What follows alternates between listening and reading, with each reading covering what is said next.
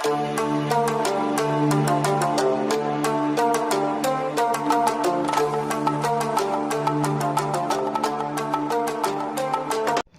वालेकुम फ्रेंड्स, क्या हाल है? ठीक है। तो आज हम बात करने वाले हैं कि Pakistan army AFNS armed force nursing services में किस तरह से अप्लाई किया जाता है, इसका जो फॉर्म है वो किस तरह से फिलअप किया जाता है। तो इसके लिए मैं पाकिस्तान आर्मी की ऑफिशियल वेबसाइट पर आके वेबसाइट का लिंक मैं डिस्क्रिप्शन में भी दे दूँगा। आप वैसे भी अगर आप सर्च करेंगे तो joinpakarmy.gov.p के लेकर सर्च करेंगे तो आप पाकिस्तान आर्मी की ऑफिशियल वेबसाइट पर आ जाएंगे। तो आप यहाँ पर देख सकते हैं फर्स्ट नंबर पर मौजूद है नर्सिंग सर्विसेज। इसे यहाँ से आपने डिटेल देखनी हो तो आप डिटेल इसकी देख सकते हैं, मगर ये यहाँ से ओपन नहीं होगा, ये मोबाइल पर नहीं PC पर ही ये जो है इनका जो डिटेल्स हैं वो ओपन होंगी। वैसे भी मैंने आपको बता दी थी इसकी जो डिटेल थी। सेकंड नंबर पर रजिस्ट्रेशन पे हमने क्लिक करना है। इससे पहले मैं आपको बता दूं कि ये जो इसका रोल नंबर स्लिप है वो यहाँ से आप डाउनलोड करेंगे जब आपने अपनी रजिस्ट्रेशन कर ली होगी।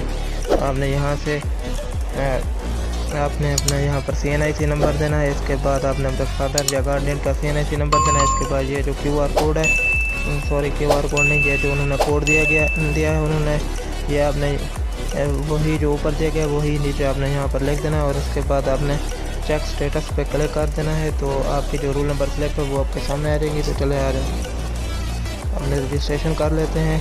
तो इसका जो फॉर्म है वो देख लेते हैं। तो हमने यहाँ पर रजिस्ट्रेशन पे क्लिक कर देना है। रजिस्ट्रेशन पे क्लिक करने के बाद आपने यहाँ पर फर्स्ट नंबर पर आप यहाँ पर देख सकते हैं कोर्स आपने सेलेक्ट करना है कि आपने किसके लिए अप्लाई कर रहे हैं। नर्स BSc नर्सिंग AFNS के लिए कर रहे हैं क्या, यानी कि आपकी अगर अगर आपकी FSC है तो आपने यहाँ पर इसे सेलेक्ट कर देना है। इसके बाद आपने अपना जो टेस्टिंग सेंटर है वो आपने सेलेक्ट कर लेना है। आपका जो भी करीबी टेस्टिंग सेंटर हो वो आपने सेलेक्ट कर लेना है। रावलपिंडी सेंटर है, पेशावर है, लाहौर है, मुल्तान, हैदराबाद, कराची, क्वेटा, गिलगित, मुजफ्फराबाद, फैसलाबाद, इसके अलावा खुजदार है, डेरा इस्माइल खान है और भी हैं एक दो। इसके अलावा मैं यहाँ से एक सेलेक्ट कर लेता हूँ रावलपिंडी। इसके बाद आपने अपना यहाँ पर नेम लिख देना है। नेम लिखने के बाद आपने यहाँ पर अपनी डेट ऑफ बर्थ लिखनी है। डेट ऑफ बर्थ लिखने के बाद आपने यहाँ पर अपना जो शनाख्ती कार्ड है वो या बेफरम का नंबर लिखना है। बेफरम लाजमी हो अगर आपका शनाख्ती कार्ड बना हुआ नहीं है तो। इसके बाद आपने अपना जो फादर है उनका, फादर या गार्डियन उनका आपने CNIC नंबर लिखना है। इसके बाद आप यहाँ पर देख सकते हैं। इसके बाद फादर या गार्डियन का नाम आपने लिखना है। अगर आपके फादर या जो गार्डियन है, अगर वो फादर गार्डियन नहीं, सिर्फ और सिर्फ फादर अगर आर्मी में है तो आपने उनकी डिटेल लिख देनी है। इसके बाद आपने अपने मदर का नाम लिख देना है। मदर का CNIC नंबर लिखना है। अगर मदर आर्मी में है तो आपने उनकी डिटेल लिखनी है। इसके बाद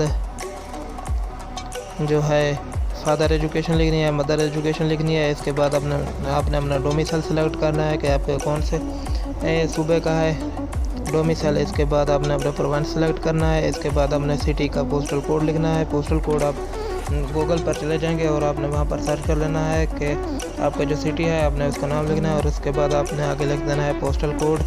तो जो पोस्टल कोड होगा वो आपका सिटी का पोस्टल कोड जो होगा वो आपके सिटी के हिसाब से होगा। ये जो आपका पोस्ट ऑफिस होता है ये उसी का ही कोड होता है।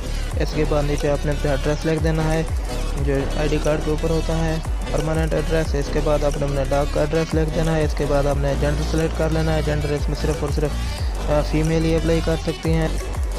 बाद आपने अपना मज़हब सेलेक्ट कर लेना है कि आप मुस्लिम हैं कि नॉन मुस्लिम। अगर आप मुस्लिम हैं तो फिर आपने मुस्लिम सेलेक्ट कर देना है, रहने देना है। अगर आप नॉन मुस्लिम हैं तो इसके लिहाज से आपने ऊपर आपने नॉन मुस्लिम सेलेक्ट कर लेना है। उसके बाद आपने आपका जो मज़हब हो वो सेलेक्ट कर लेना है। इसके बाद अपने अपना जो मोबाइल नंबर है वो दे देना है। इसके बाद आपने यहाँ पर आपका जो है एप्लीकेशन स्टेटस वो सेलेक्ट कर देना है। आपने इसे यहाँ पर फ्रेश ही रहने देना है। इसके बाद दूसरी तरफ पे आप यहाँ पर आपने जो डिटेल है वो ऐड कर देनी है अपने हिसाब से।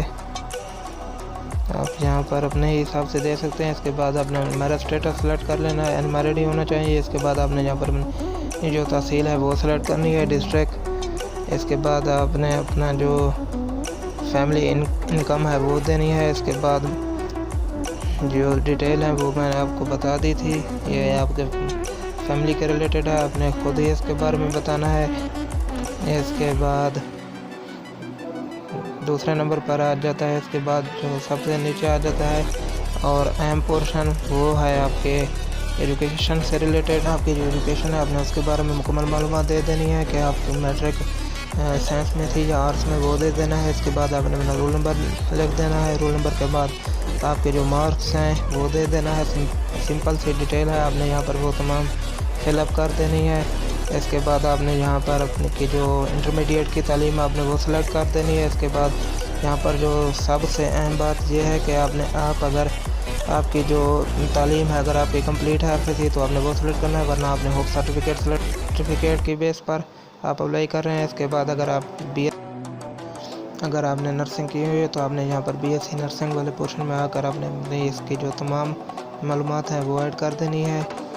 इसके बाद आपने यहाँ पर आपका अगर जो भी एक्सपीरियंस आपने वो लिख देना है BSc नर्सिंग के लिहाज से। इसके बाद आपने इसे यहाँ से रीड आउट कर लेना है। रीड आउट करने के बाद आपने यहाँ पर चेक मार्क लगा देना है। चेक मार्क लगाने के बाद आपने ये जो कोड दिया गया है आपके पास मुख्तलिफ होगा, जो भी कोड होगा आपने उसी को यहाँ ऊपर से देकर नीचे आपने राइट कर देना है। राइट करने के बाद आपने यहाँ पर सबमिट के बटन पर क्लिक कर देना है।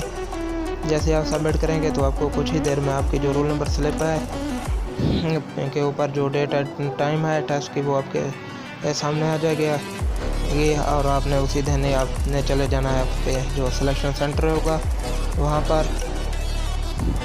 और अगर आपने इसके जो रिक्वायरमेंट्स वगैरह हैं वो देखनी हो तो वीडियो की डिस्क्रिप्शन में लिंक मौजूद है, आप वहाँ से भी देख सकते हैं। ऊपर आई के बटन में भी शो हो रही होगी और मैं कोशिश करूँगा कि वीडियो के एंड में भी वो वीडियो मैं दे दूँ। और जो डॉक्यूमेंट्स के रिलेटेड है वीडियो और जो इसके नोट्स वगैरह हैं डिप्रेशन के लिए वो भी इंशाल्लाह मैं नेक्स्ट वीडियो में बता दूंगा। शुक्रिया, मिलते हैं नेक्स्ट वीडियो में, तब तक के लिए अल्लाह हाफ़िज़।